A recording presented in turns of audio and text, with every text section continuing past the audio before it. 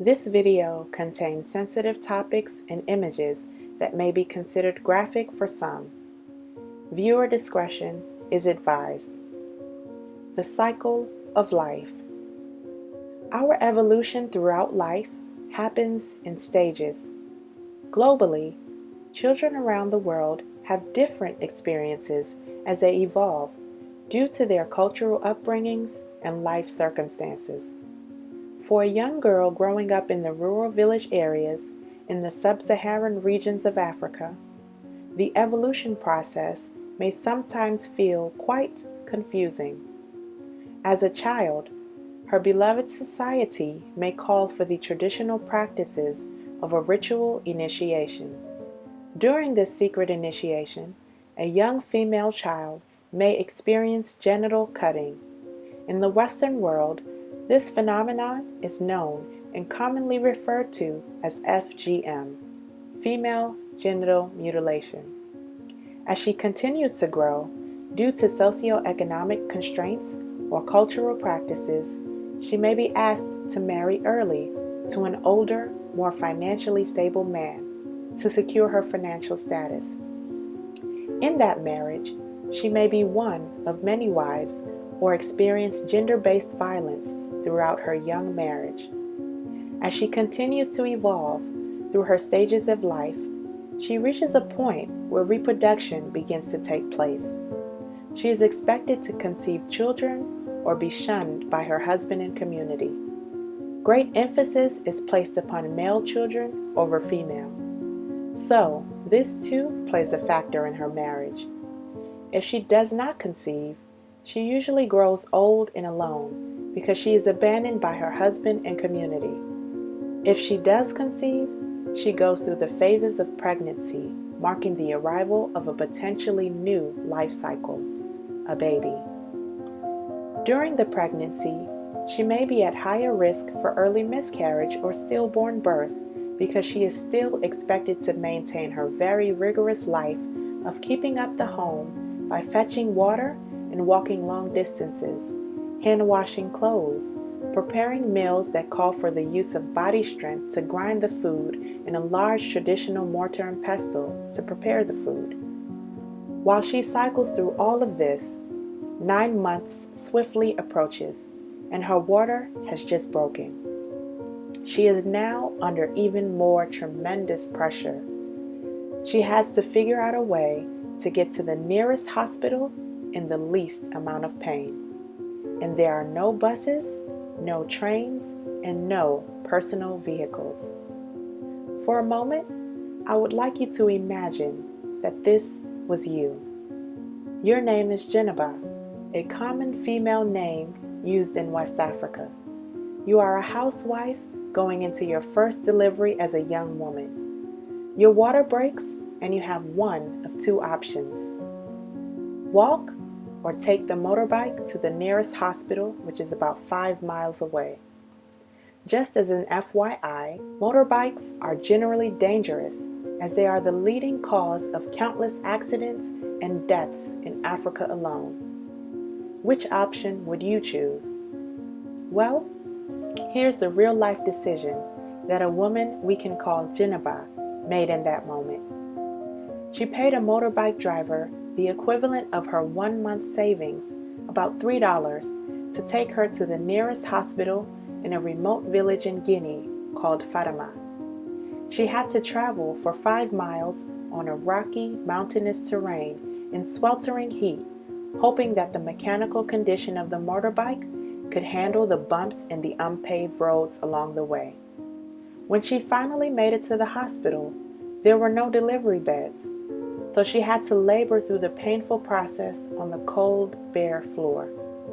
There is no anesthesia in this entire process because the resources just simply aren't available.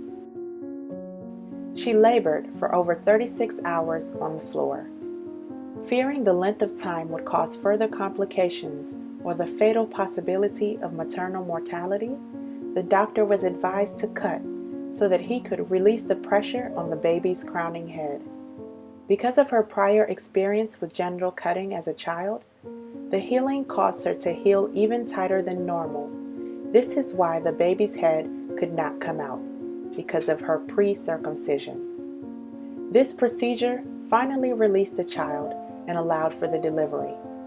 When the child arrived, the doctor noticed something abnormal. The baby's head was elongated. It had been forced to stretch due to the conditions the mother had to suffer through to get to the hospital and the long strain due to the prior cutting she experienced as a child. Feeling a sense of relief because the baby had arrived, Jeneba was ready to see her child. The doctor looked at her apprehensively as the baby is placed next to her on the bare floor because he knows this is not what she was expecting. She looks at her child and she is once again puzzled by this great cycle of life. The dedicated Dr. Kamara looked at her sadly because of the many times he had seen the many babies experience their new life cycle being birthed under these conditions. These are issues women face during pregnancy and childbirth in Africa. How does all of this tie into women's health? Just as women have menstrual cycles, so too does the society. The society's cycle places responsibilities upon women that they may not be ready for.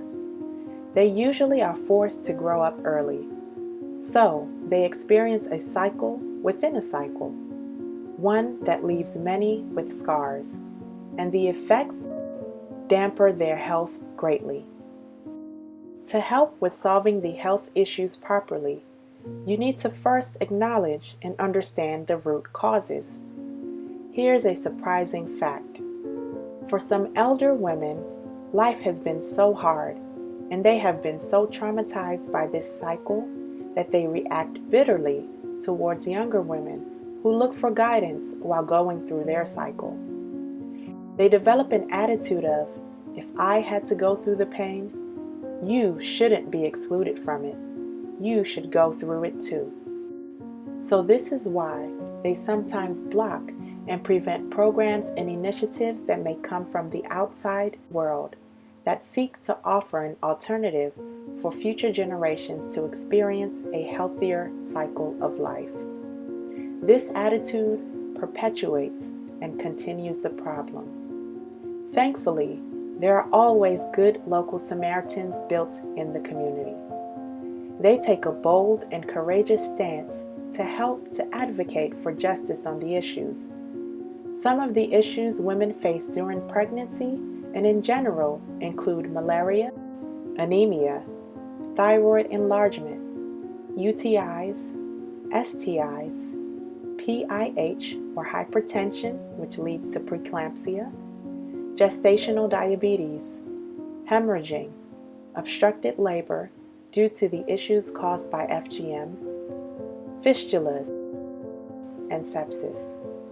These issues can all lead to stillbirths, premature birth, ruptured uterus, incontinence, and the most fatal, infant and maternal mortality. All in all, Jeneba and the millions of other women who live in similar circumstances and conditions need help. And our goal is to inform the world about their plight and actively work to make quality health care accessible for all stages of life. Though this video focuses on women, we also recognize men and the plight they suffer through as well. This is why our work is designed holistically for the entire community to benefit in a sustainable way. If you would like to support our healthcare initiatives to enhance the quality of life for all people, please visit our website at the CSP Foundation.org to find out more.